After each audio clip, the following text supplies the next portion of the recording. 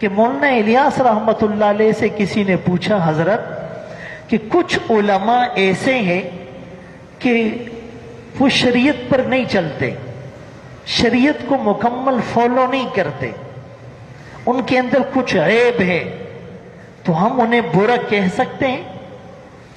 تو مولانا الیاس رحمتullah علیہ فرمانے لگے بھائی ایک پرنٹنگ پریس ہے، ایک کارخانہ ہے جس میں قرآن چھپتا ہے،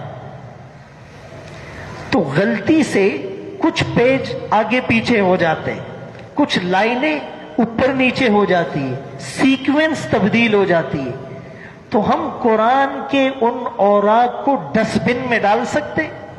فرمایا نہیں نہیں، فرمایا رہے یہ تو غلط قرآن ہے، اوپر نیچے ہو گیا، آگے پیچھے ہو گیا۔ فرمایا جیسا بھی حضرت ہے تو قرآن، فرمایا عالم جیسا بھی ہے وہ رسول اللہ کا وارث ہے۔ العلماء ورثۃ الانبیاء، علماء امتی کانبیاء بنی اسرائیل۔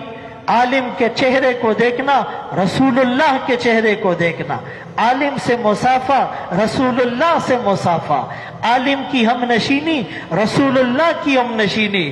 قیامت میں میدان محشر میں پہلی صف انبیاء کی ہوگی، دوسری صف علماء کی ہوگی۔ ہم کون ہوتے ہیں کہ جی یہ علماء حق ہے اور یہ علماء سو ہے؟